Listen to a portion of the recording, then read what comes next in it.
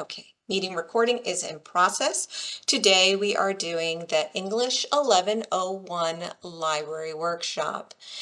The best way to access the library's webpage is either via your Blackboard link located on the right-hand side of the screen underneath Announcements prior to going into your classes. So when you see your list of classes, look to the right side of the screen, scroll down until you get below Announcements and you'll see a link.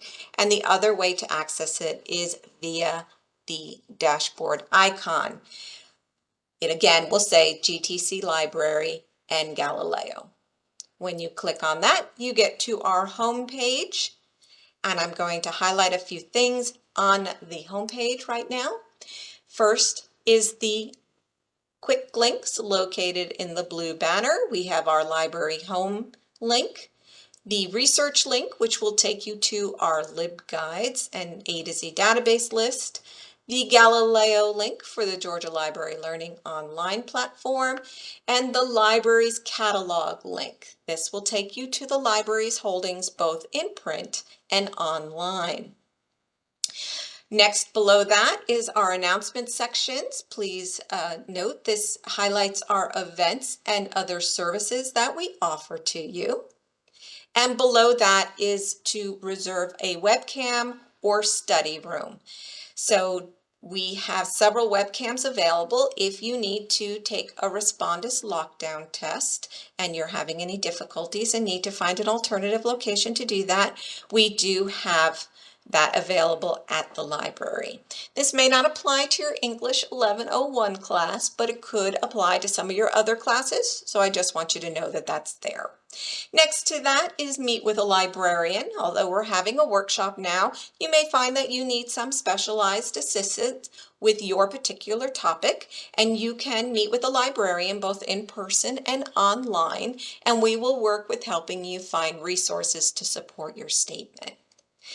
We also have additional assistance under the How Do I box, which has some answers to commonly asked questions, but also we have links to some of the tutoring services that are provided by the college for free to our registered GTC students, and that includes the math and English tutoring. This is both available online and in person.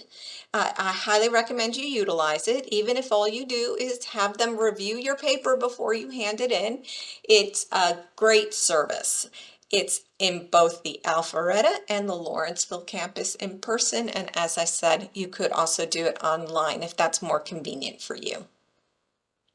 Below that, we have a list of our library workshops and events. As I said, the library does have events such as National Poetry Month, a storytelling night, and other things that come up throughout the year, so keep checking that out.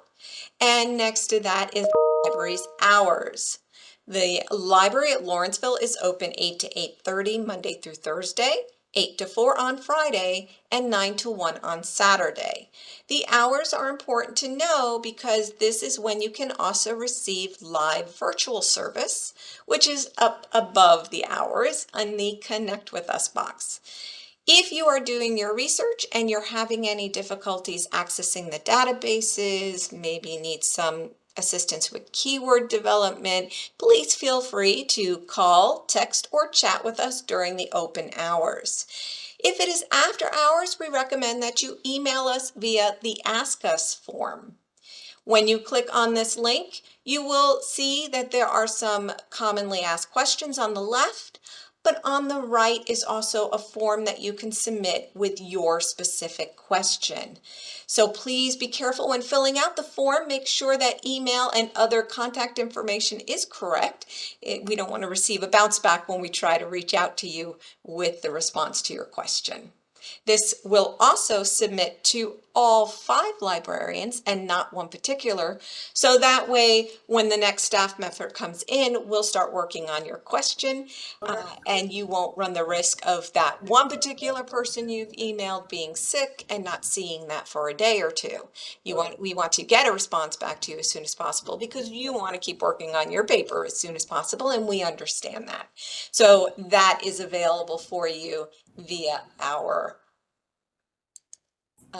Ask Us form down here at the bottom of the screen. Now, I did mention that we have our research guide up here in the blue box, and this is what we highly recommend that you do.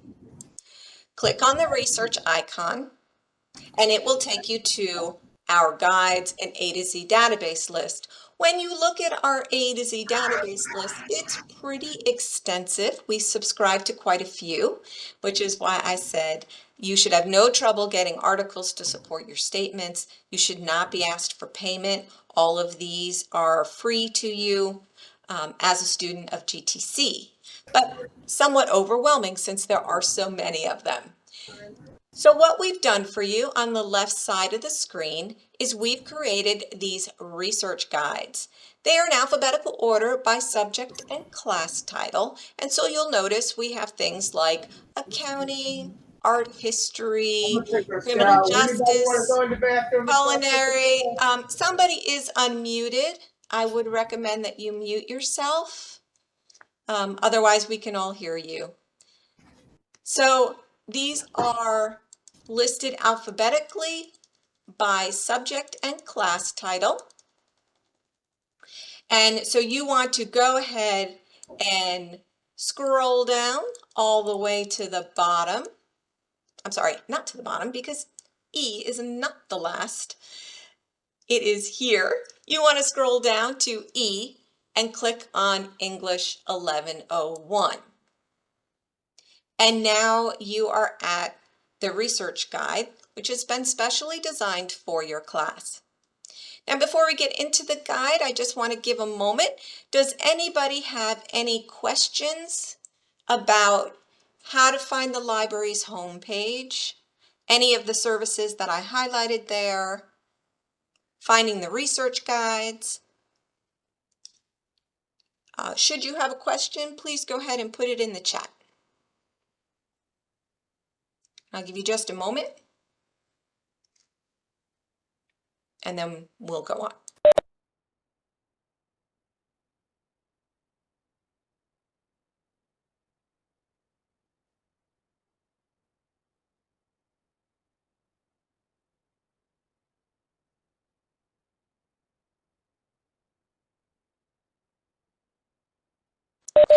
The question was, where did you say it is again on Blackboard?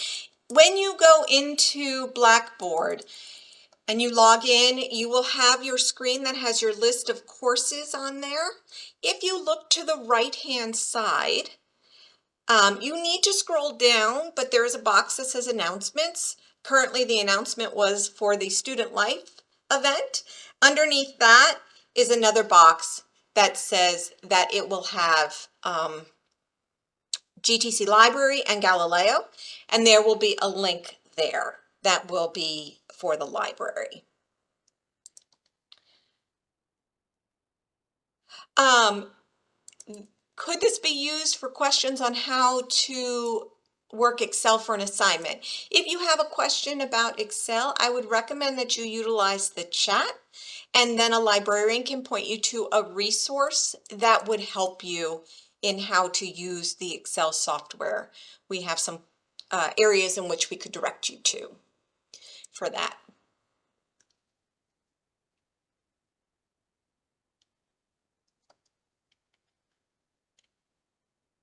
All right, excellent. Now we'll go ahead and jump into the library's research guide. This is the guide. It is live. I'm not working off of a PowerPoint. You will see that I'm going to go tab by tab by tab. After the workshop, you won't necessarily use all the tabs, but you will use tabs that I highlight here for you.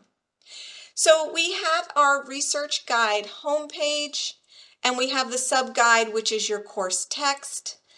The course text is available on reserve at the library. It's for in-library use only with a 2-hour limit, but you can make photocopies of the pages or you can take pictures of the pages that you need. So if you've not obtained your textbook, it is available for you to view at the library. In our LibGuide home, we do have our access box again. Because if you are doing your research during open hours and you're having any access issues, please don't frustrate yourself. Do reach out to us and let us know. It could be the database and not you. If it's the database and you can't access it, that means other students can't either. And it's great for the library to know this so that we can, one, reach out to the database service and explain that our students can't reach it, and two, reach out to your instructors to let them know that there was a disruption in service which might affect your assignment completion. So don't frustrate yourself. Reach out to us in any one of these formats so that we can do those things. On the other side of our start page, we have our research tips. There are 3 of them that we like to highlight. The first is to read your assignment. We know that you know how to read. What we mean here is to read your assignment in its entirety, completely through from top to bottom, before you start your research, because there will be requirements for you to get out of the databases, and you'll want to know that in advance. First and foremost, you'll want to know, what citation format are you using? So in the chat, go ahead and put that answer to that question. What citation format are you using for your papers?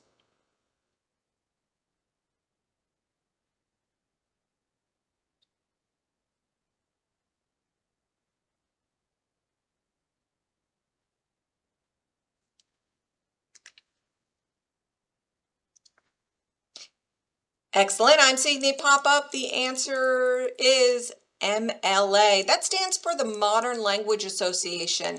There are many other citation formats that you might find yourself using throughout your college career. There is the APA, the American Psychological Format, Association format, and others that you'll see in the list. So it's important for you to know that you're using the MLA format. The assignment will also tell you how many articles you need. You don't want to hand in a paper with 1 article when you needed 3. It'll also tell you what are the articles supposed to be addressing in your essays. You want to make sure that you're not just pulling random articles, that they do address the topic. So you also will want to know from your assignment whether you need peer-reviewed or scholarly research. We get asked that question often as librarians, but the answer comes from your instructor. It is an instructor preference as to whether you need peer review or scholarly. Don't panic if you don't know what I'm talking about. I'm going to show you this in a little bit. But it is an instructor preference. It should be outlined in your assignment. And if you've read it fully in your entirety prior to starting, you'll know that. Okay, the next one I'd like to highlight is to keep a log of your search process. We tell you to keep a log. Don't worry what it looks like. It could be electronic, it could be on paper, but what we're saying here is to kind of keep notes of what keywords are giving you the results you're looking for and what keywords are not.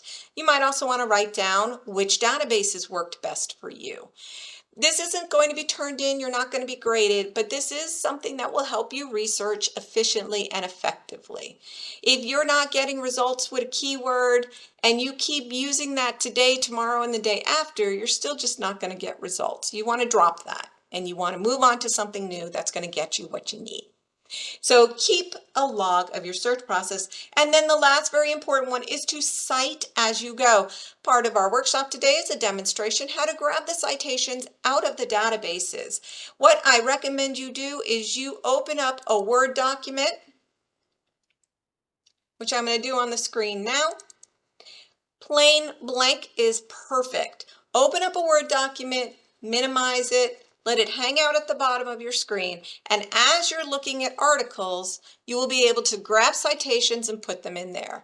It is so much easier to delete what you don't need than have to go back and research all over again to find what you're missing.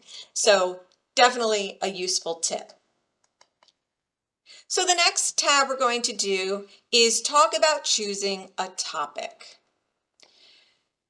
So students say from this project information literacy that the most difficult thing about research is getting started. 84% said that.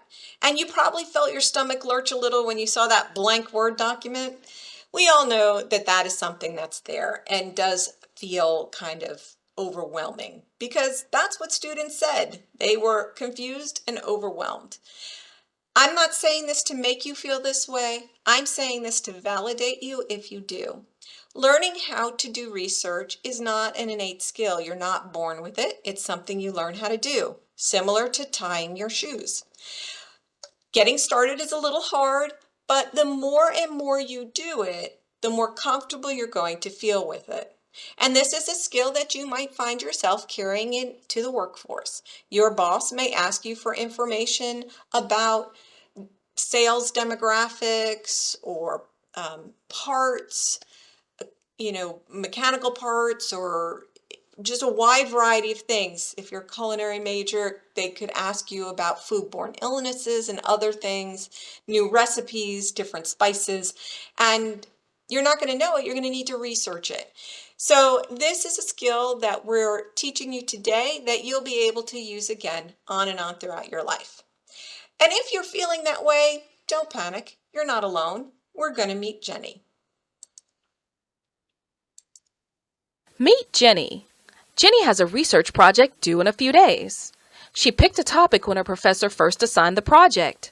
She chose her favorite TV show, Bridezillas. It seemed like a good idea, but now that she's doing her research, she's having a lot of trouble finding sources. She's freaking out. Jenny's problem started with her mental model of the research process, which she sees as a one-way street. Like many students, Jenny thinks that once a project is assigned, she should pick her topic right away. Then she can move on to finding sources and reading through them.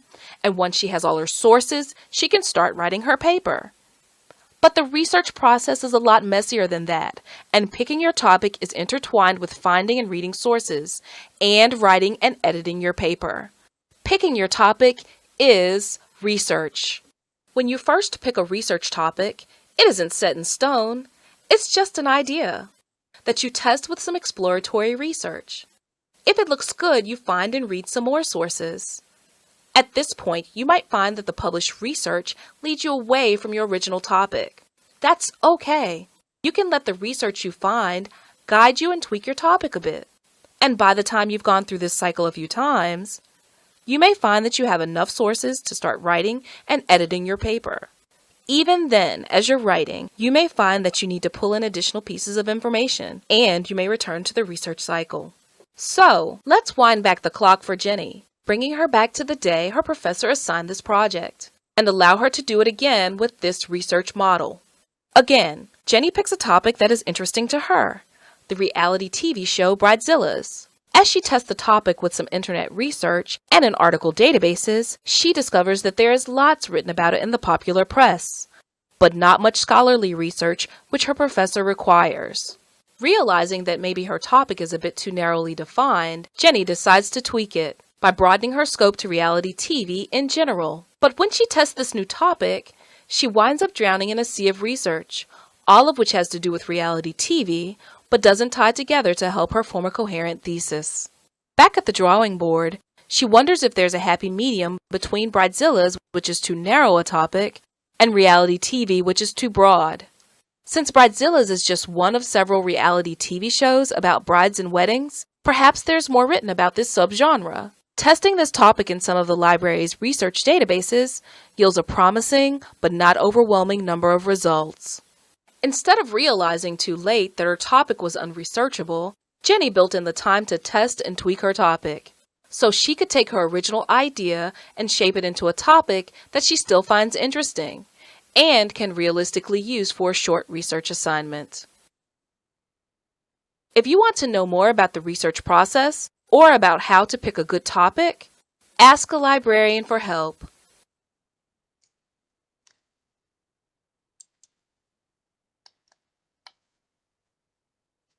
Okay, so as you see, you might find that you're going to play with those keywords. And that's why we said that you want to go ahead and keep a log of what's working and what's not working. So with that thought in mind, we're going to move over to tab 3. And we're going to talk about this item. I know the question says, if you were to write a paper, what would the topic be? But I don't necessarily want to do that. What I want to do is just ask this question. What is this? You can either put it in the chat, or if you'd like, you can unmute yourself. But when you see this, what is this? All right, so I'm getting in the chat, Coca-Cola can, a can of Coke.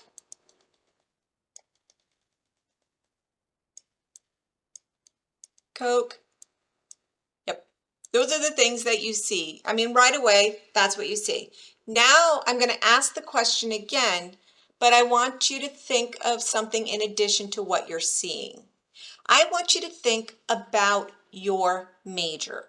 If you're a medical major, if you're a business major, if you're a engineer mechatronics major, I want you guys to think about the different things that you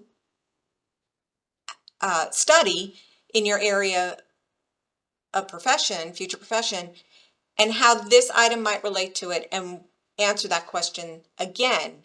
What is this? When you look at this, what do you see?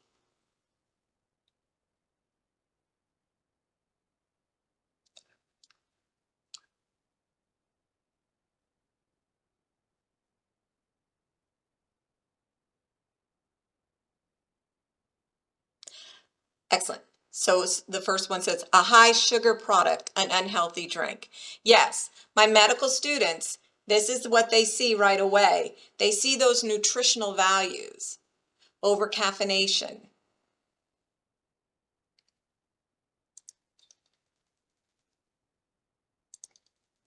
If you were a business major and you saw this, what is this called?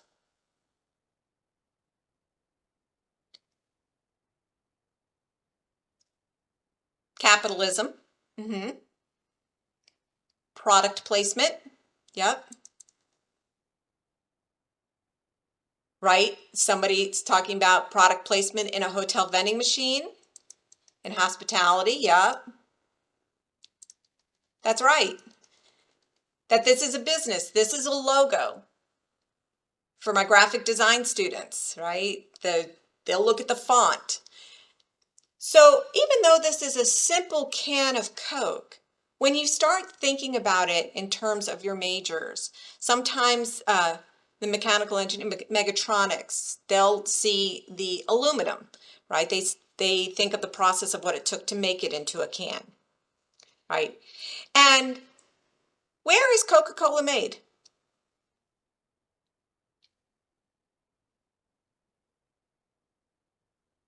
Atlanta.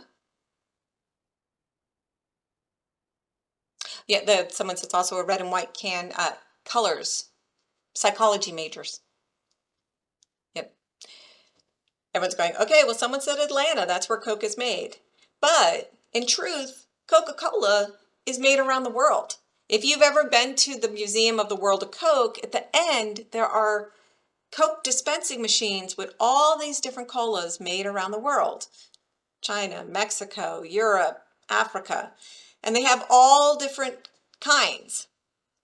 So if you're looking at your topic, you may want to think, is it national only?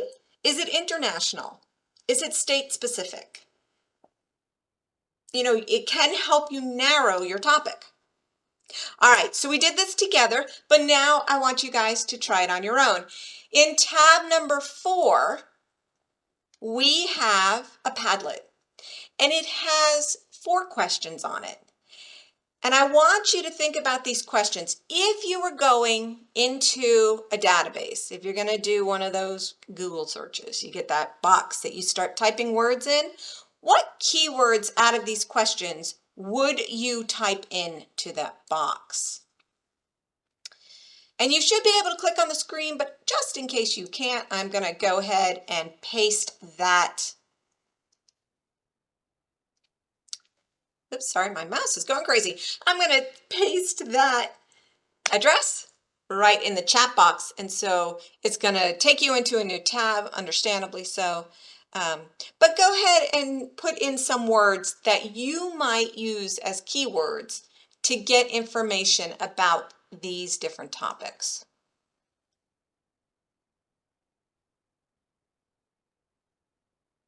And if you're having any difficulties getting into the Padlet, you can type it into the chat and I will transfer it over.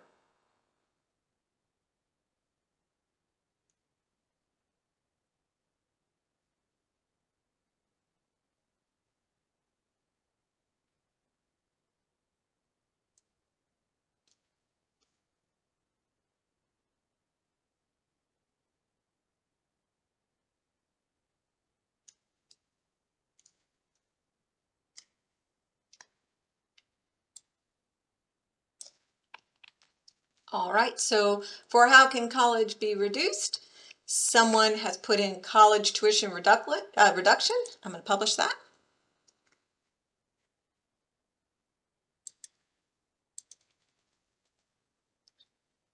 Thank you, Connor.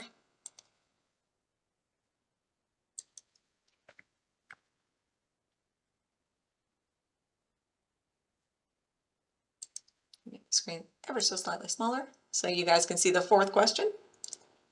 State electors, very good. Popular vote versus electoral vote, very good.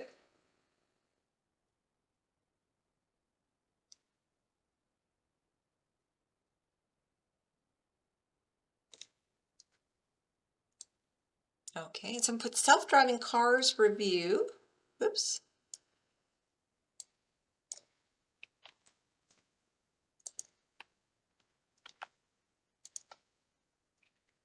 The dangers of self-driving cars.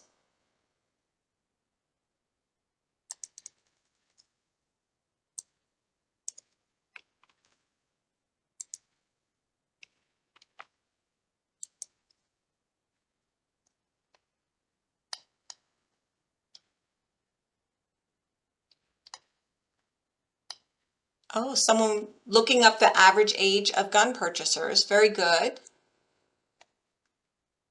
AI, artificial intelligence, that is coming up very much, not just in relations to cars. Laws, gun control laws, very good. Age and causing danger, very good. Machine learning.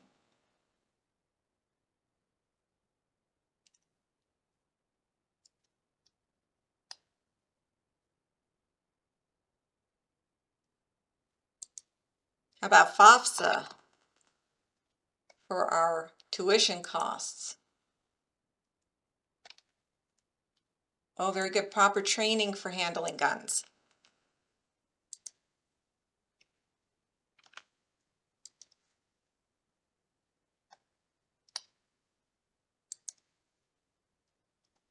Scholarships.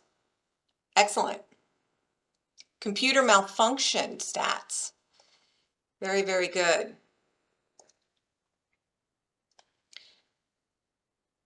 So as you can see, the different kind of keywords you're putting in might take you in different directions.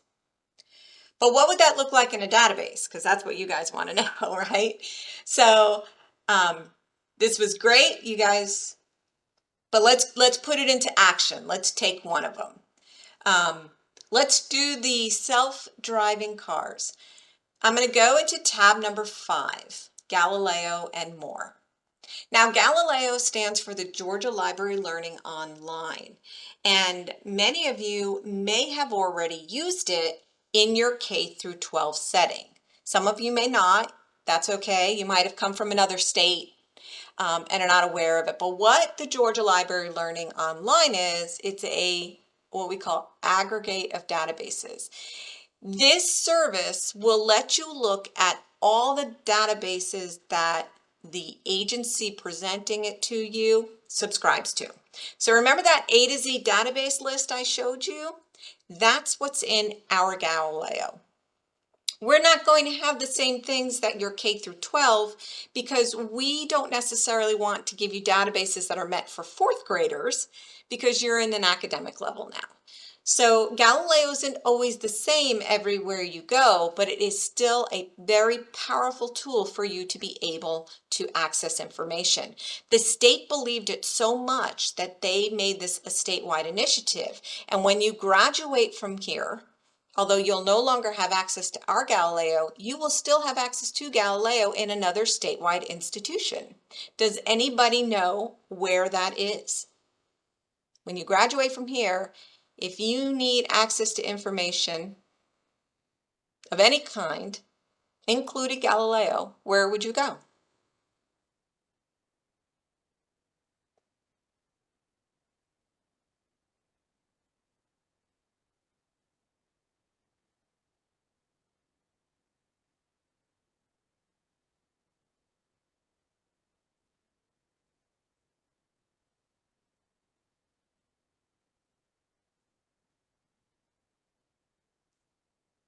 And it's okay if you don't know the answer to this, because that's why I asked the question, because I really want you to know that if you wanted to access information, including Galileo, you can do this at any public library. You can go into any library anywhere, sit down at their computers, and have access to information, including Galileo. If you want to have access at home, go into your local public library and apply for a library card, and they will give you a library card and a 4-digit PIN number, and you will be able to access that information at home, just like you do now using your student email and password. It's telling the databases and services that you're a member of that county and that you have access to that information. So if you are in the workforce and your boss says that they want information, I don't want you to panic, like, where am I going to get that from? I want you to feel comfortable in knowing that if you are not finding it in that oh so overwhelming universe of Google, you could go ahead and access this more defined information via Galileo from your public library. So let's take a look at what that would look like. I'm going to click on Galileo and it comes to this screen. This screen is our Bento search. There are 2 types of searches you can do. The other one is a classic search. Now, I'm going to show you both using our term of self-driving car. I'm going to put the words self-driving car in quotation marks. And here's why. If I don't put the quotation marks, the computer is going to go look for the word self, and it's going to look for the word driving, and it's going to look for the car. And it's going to look for them independently. So let me take the quotation marks off so I can really show you very well what I mean by this.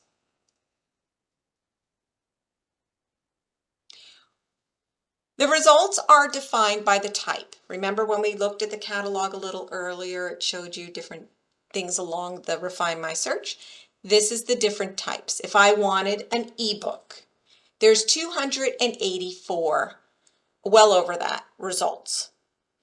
18 encyclopedia entries, news, points of views. I mean, these are all pretty large numbers. I don't want to look through over 198,000 articles. I want to be a little more defined.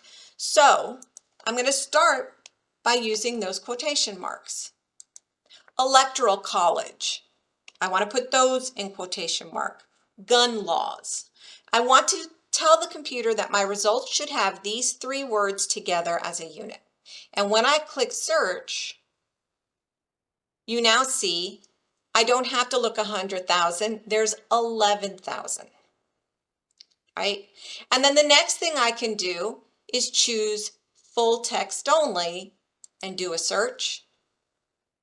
And now there's 9,000 magazines, right? There's a lot less for me to have to view through because I've been more specific in asking the database, right? Now, I put in self-driving car, but I could also use the term automobile. I could use the word truck, right? If there you want to be somewhat specific or not specific basing on what you're getting. If I only want to look at trucks, now there's 552. So you see how changing those keywords and keeping that log of those keywords really kind of helps you be effective and efficient. It really tells me the difference if I want something more specific. Now here is another way to be more specific, and that's using the advanced search or the classic search.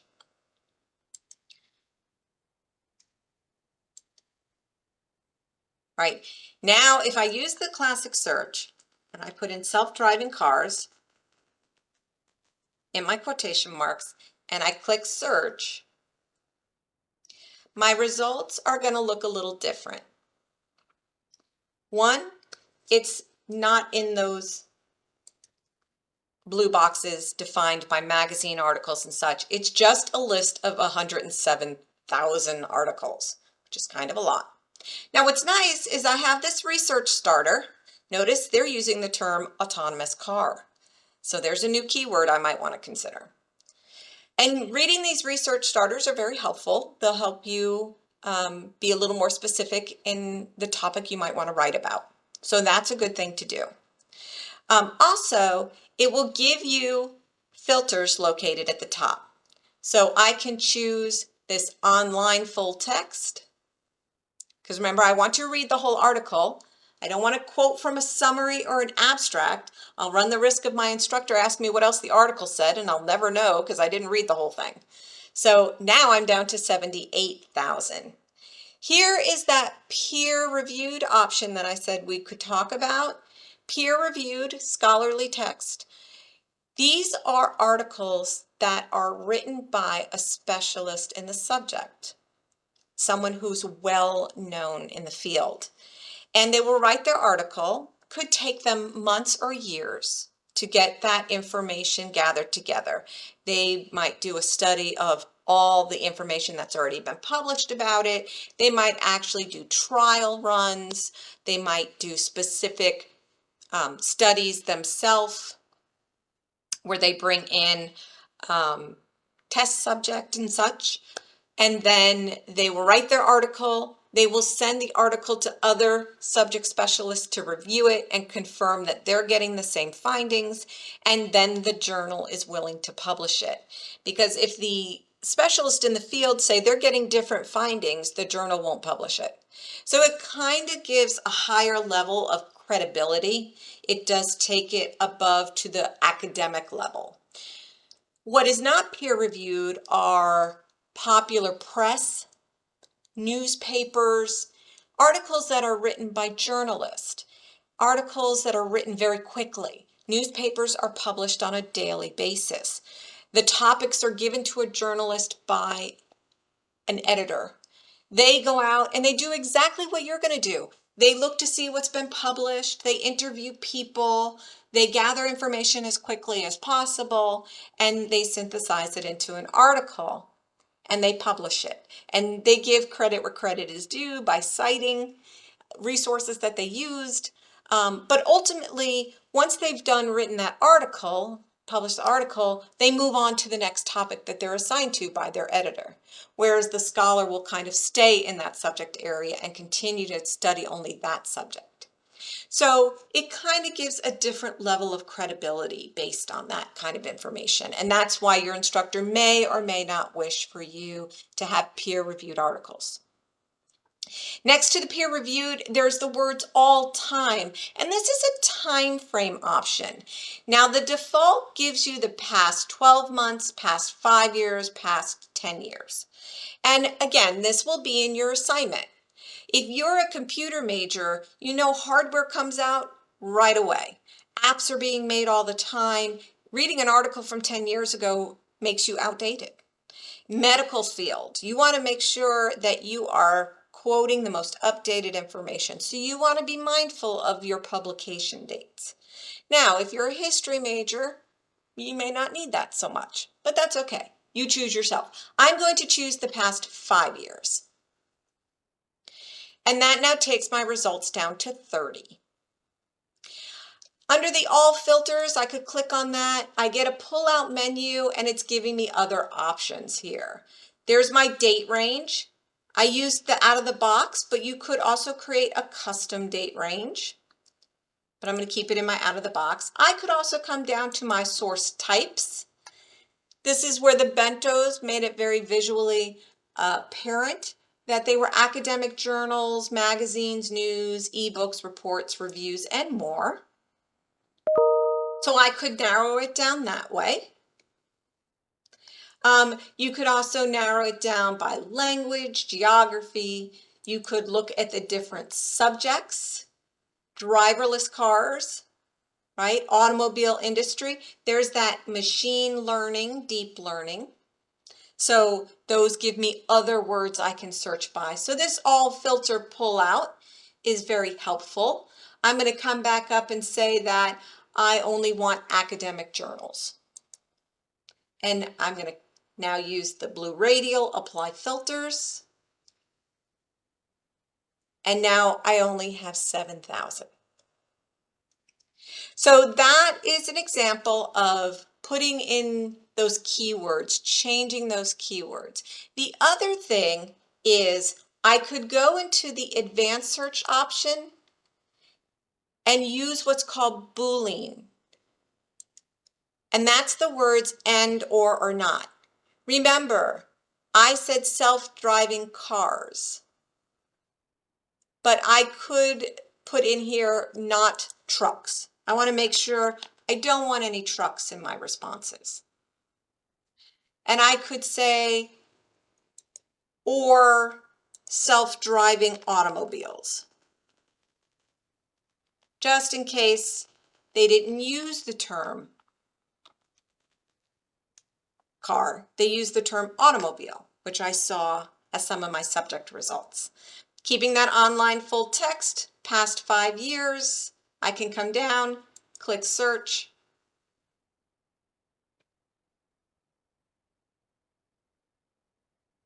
and my results change. Okay, does anyone have any questions about what I've done so far? I clicked on the research icon in the blue banner at the top of the library's homepage.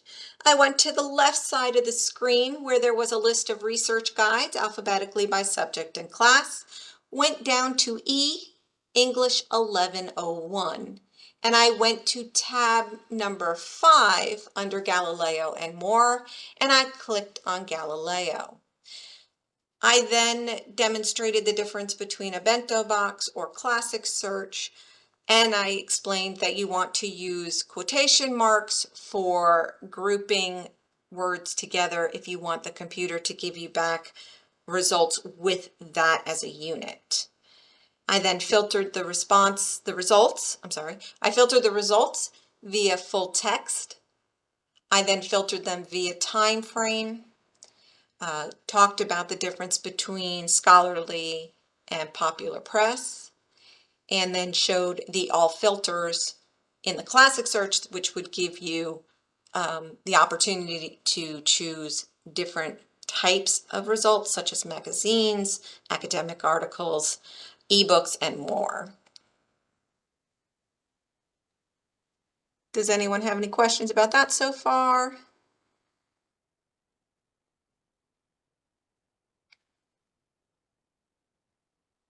No? Excellent.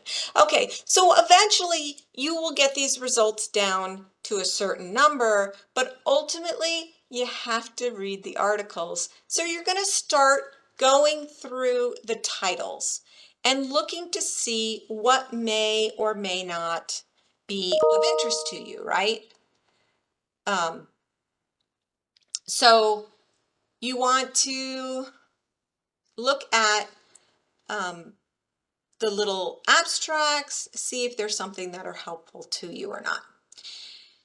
Here's one called Ethics of Self-Driving Cars, a Naturalistic Approach. Maybe we'll take a look at this one. Now, there are multiple ways in which you can look at the article. One, you could click on the title.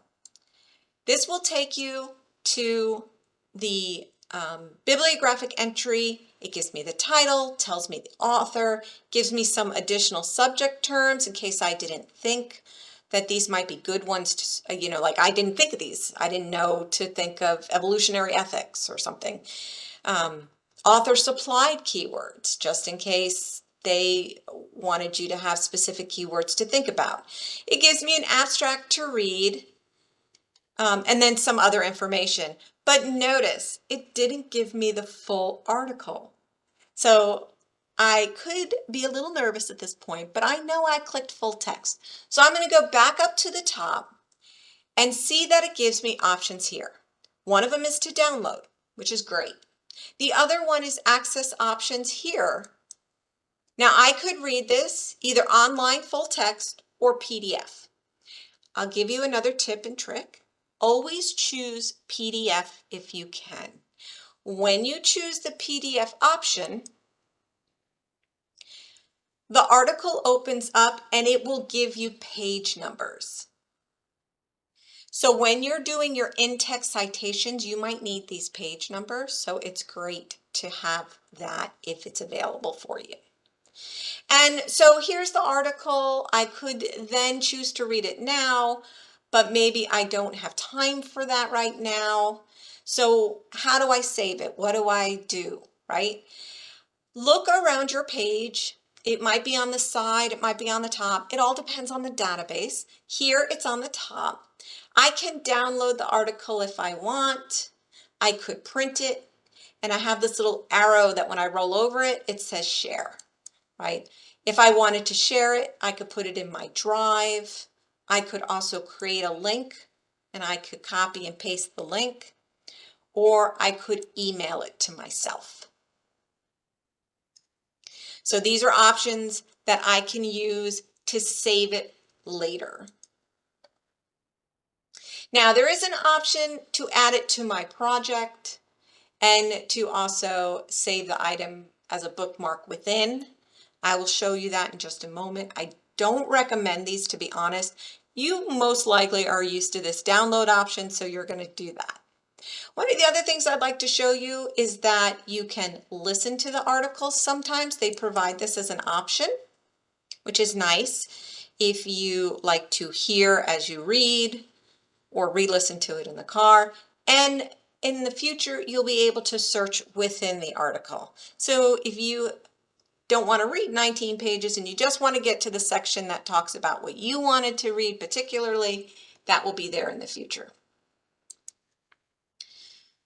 Now I said I would explain these more. Let's go back. So to get back to your results list, you'll look for the words results list or back, so that you come back. We're now at the bibliographic entry, that first entry, and notice on the left side it says my dashboards.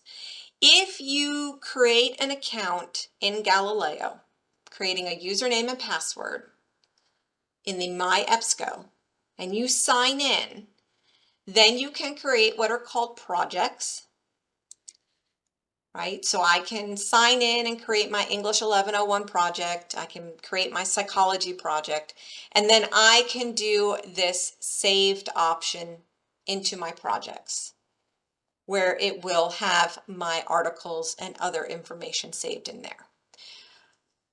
That is personally up to you. I don't like having too many usernames and passwords. I have a Google Drive. I save things in my Google Drive, but that's just an option to show you. Okay, I'm going to go back to my bibliographic entry, but that's not necessarily what I want, so I'm going to go back again.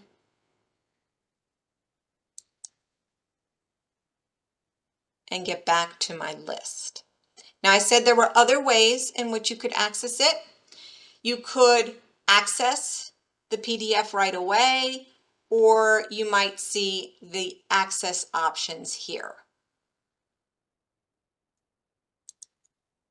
And I don't need the maybe I'm like, I don't need the bibliographic entry. I just want to get straight to my PDF and open it that way. And it goes straight there.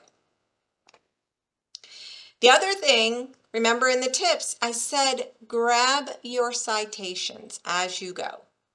How do you do that? This is that demonstration. If you walked away from the computer, come back, you're going to want to see this.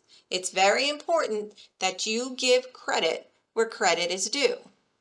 One, you don't want to plagiarize, but two, you want to give the reader of your essay the opportunity to find the article you read and read the whole thing for themselves, right? I don't know if any of you have ever done that, but it's a useful tool to have a list of references and to have your works cited page, so that you can give your readers the opportunity to validate that what you're saying is true because you said you got it from this article, and they can go to the article and read it themselves.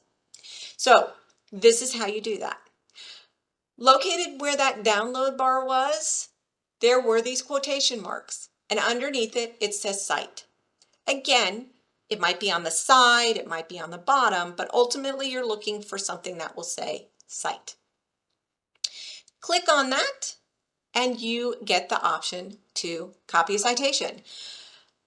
Remember the first question I asked you when I said read your assignment in entirety? What citation format do you need to use? Right? And that you needed to be very careful. What does that say? It does not say MLA. It says Brazilian National Standards. I said there was more. There's a lot more.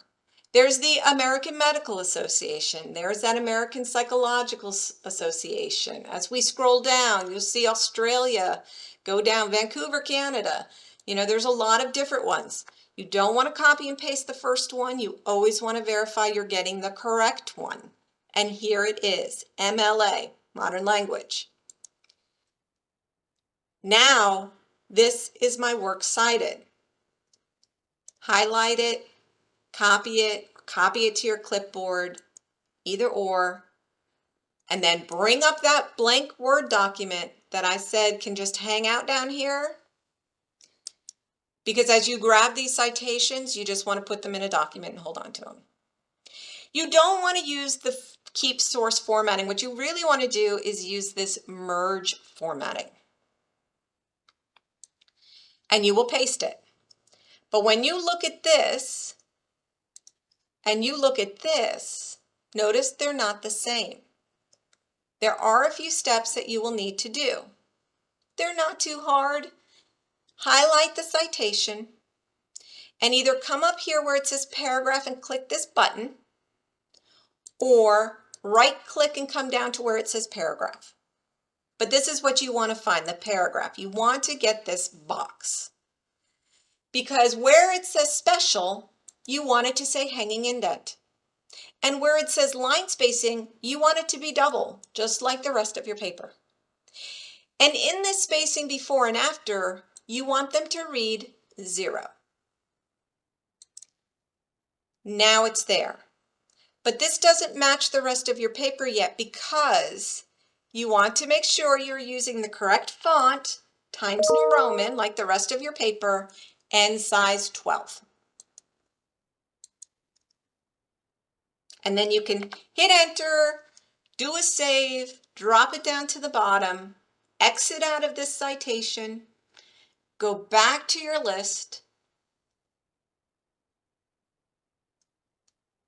and look for another article, right? So we were looking at the ethics.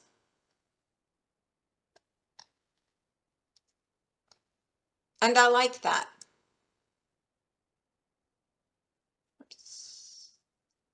And ethics. See, I can add another Boolean here.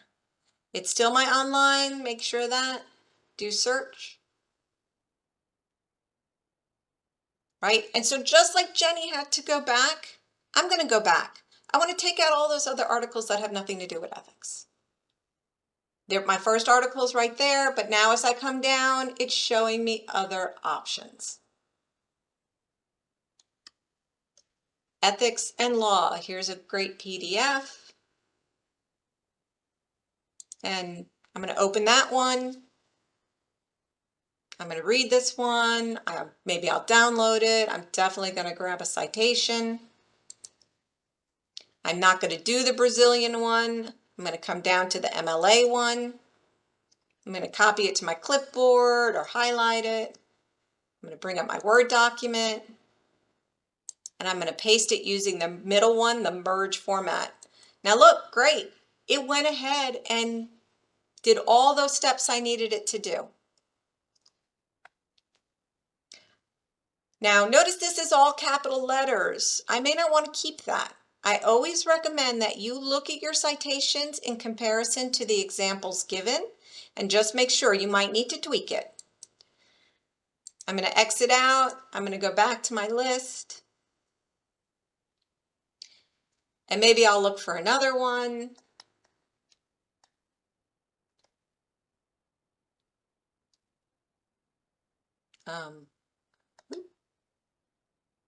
Now this is weird because it's human resources and it's just showing me the word ethics, but it's not giving me autonomous cars. But this one looks right. Ethical decision making in autonomous vehicles.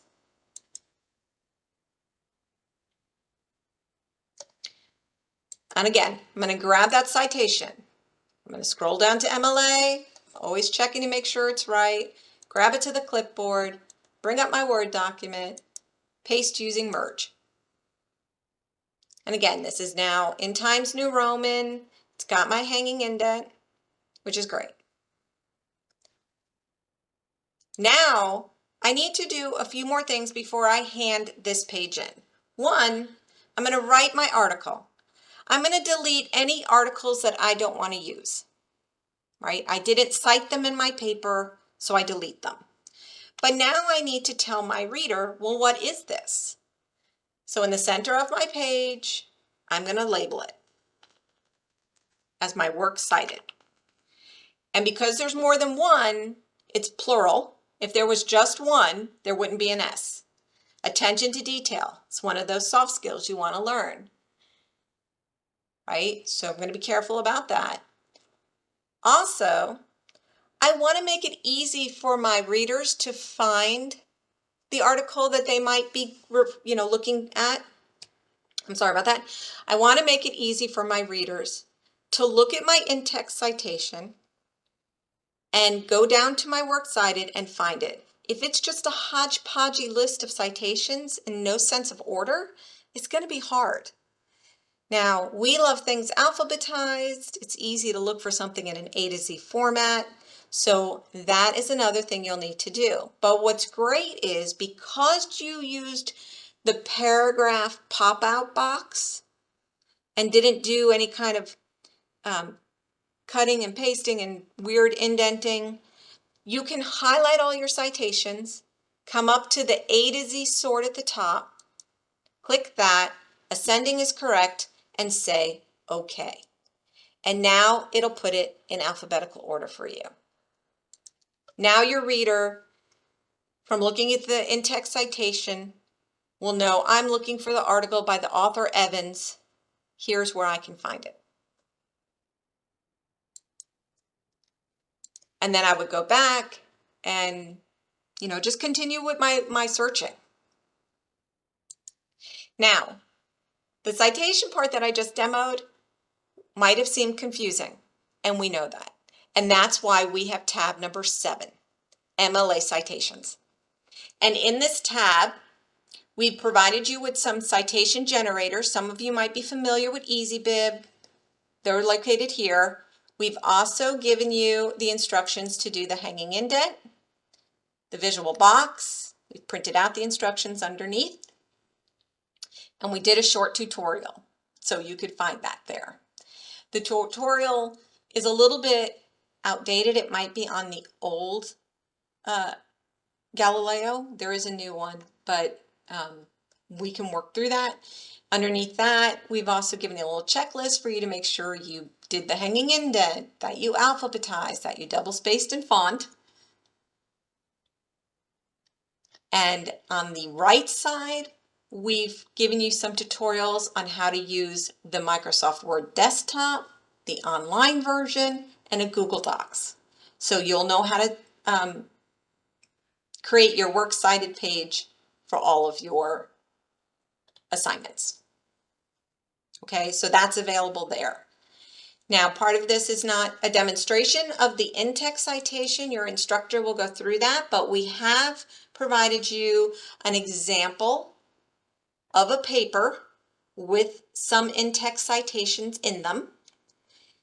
And at the bottom, the example of the work cited so that you could see. Not all articles have authors. Sometimes they have the title. When you do your A to Z sort, you want to take the quotation mark out because without taking it out, it will put everything in quotation at the top. And you don't want that. You do want your article, you do want your citations to be in alphabetical order, regardless of the quotation mark. Do remember to go and put it back in because your instructor will see the closing quotation and wonder where the open one is. Attention to detail. You want to make sure you do that. But here is an example in the sub-tab of the MLA citation.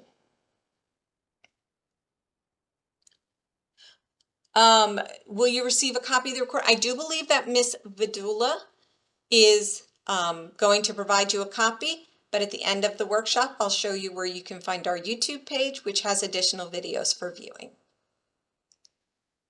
Okay, I'm going to take a quick pause to kind of ask if anyone has questions. So we got through, we had a list of results. I showed you how to open the results to a bibliographic entry or how you could open them directly to a PDF or page, which gave you a copy of the article on the screen. We then went over saving it either via download, email, or to your Google Drive. I went over how to grab your citations, put the citations in a Word doc, how to format your citations, and how to complete your works cited page prior to handing in. Does anyone have any questions about those steps?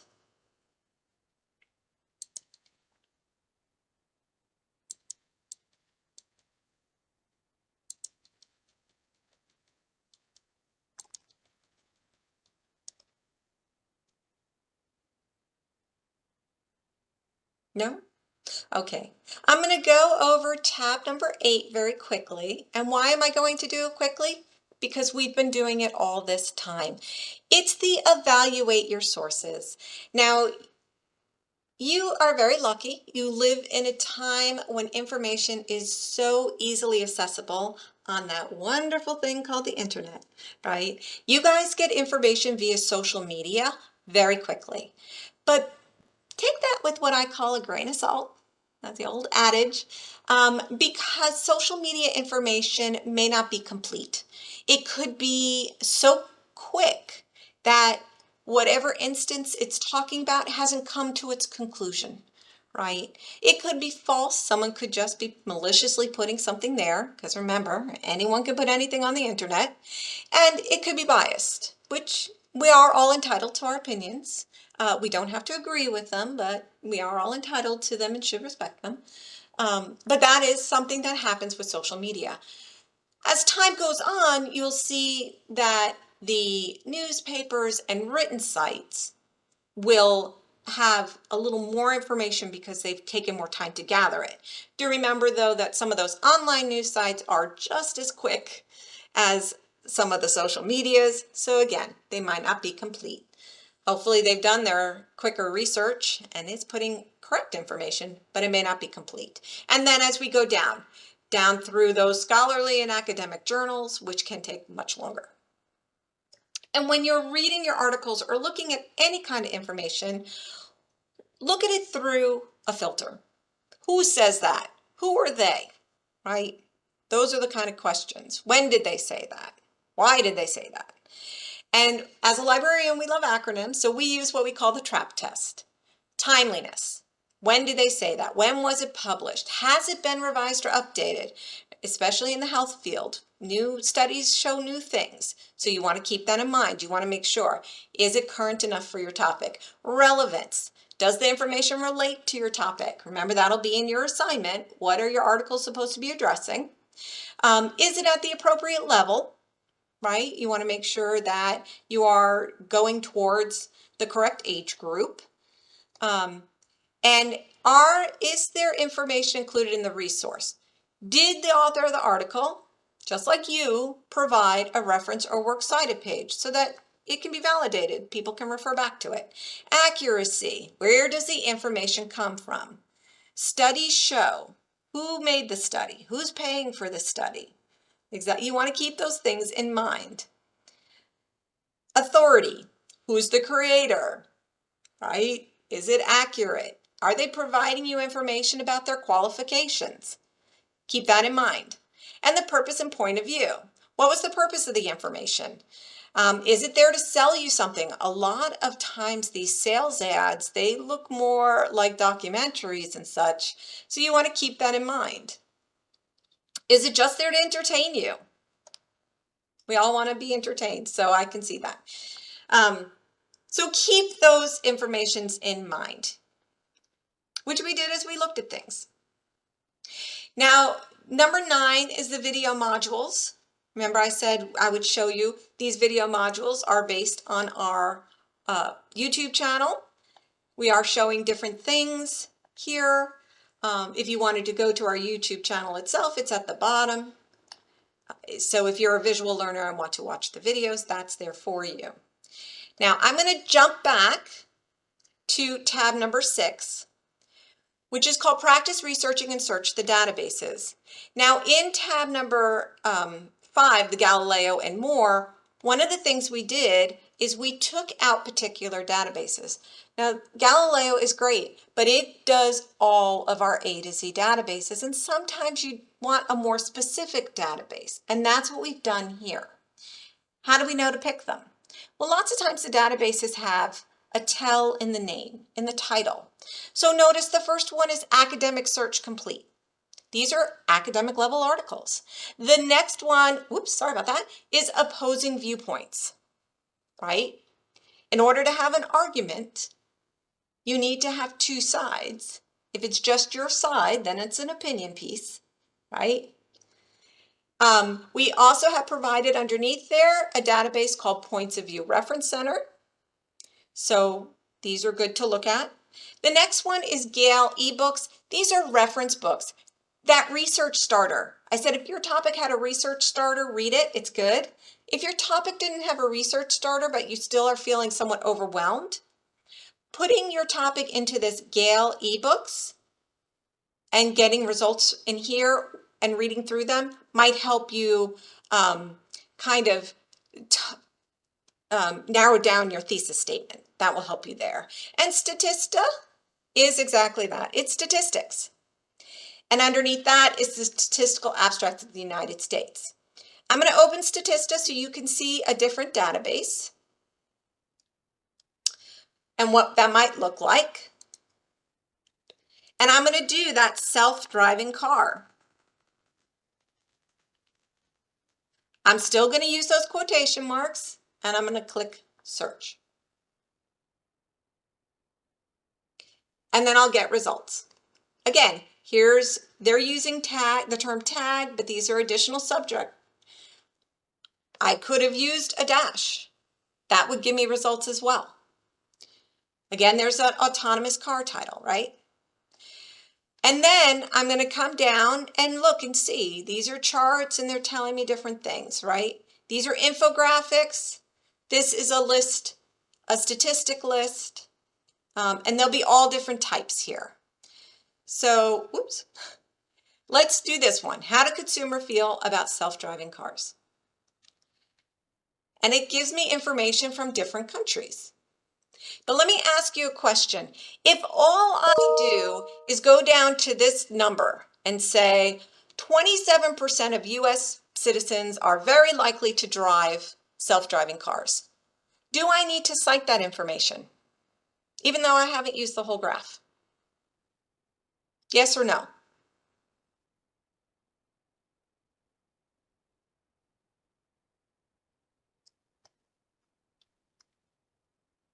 I have oh, excellent. So I have a few people now saying, yes, yes, you do, because this is not your original information and you want to give credit where credit is due.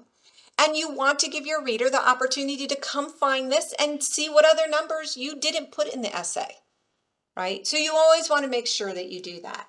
And now if you take a look, you'll see you can download the chart here. Here's the URL if you want to share it as a link. As I scroll down, here's that citation. Select citation information. And again, there's all those different options. So I want to make sure I'm choosing MLA. And here it comes. And so I will copy this, bring up that Word document, hit enter, and I will paste using that merge format. And then again, I will put it in alphabetical order, but that's an example of where that is. All right, what I would love you guys to do right now, I'm going to copy this particular page. I'm going to put it in the chat, and I would like you guys to open up any one of these databases. It doesn't matter which one.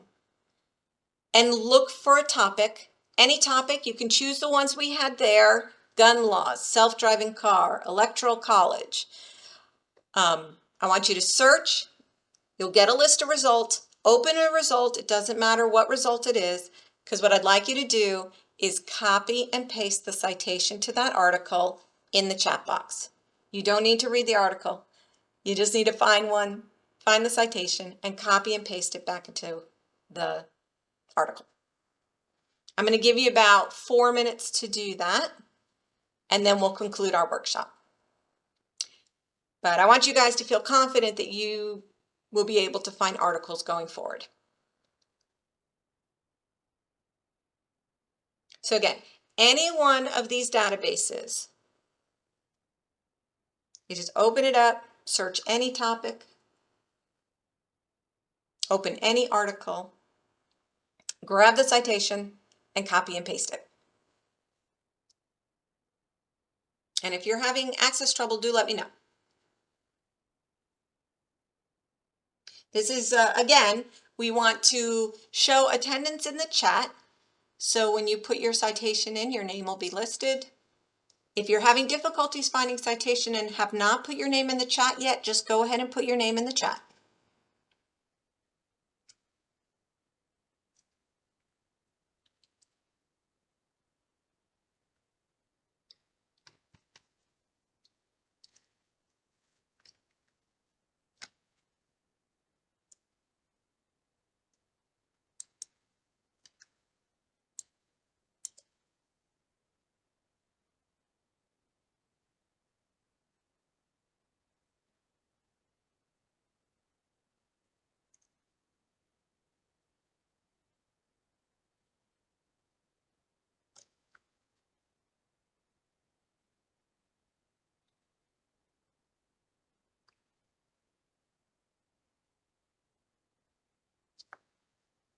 All right, excellent. I see Gabriella. Gun laws. Thank you.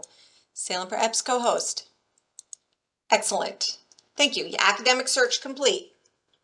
That's all you need to do is just open, find an article and put that citation in.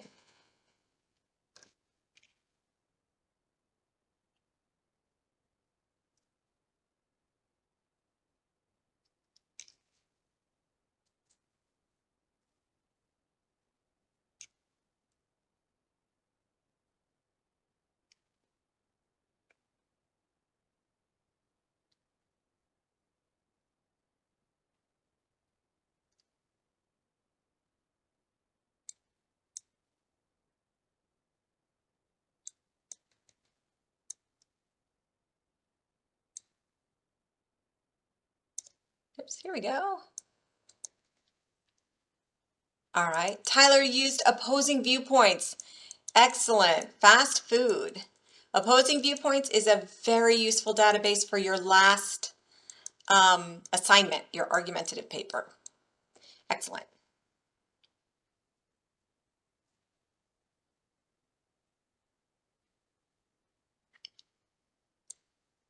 And Connor went into Statista.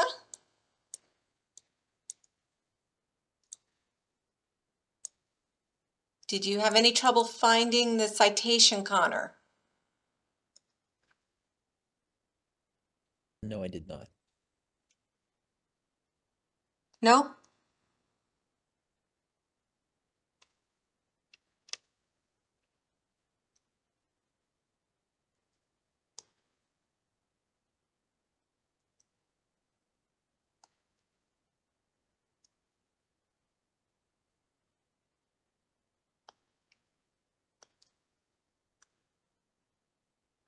Okay.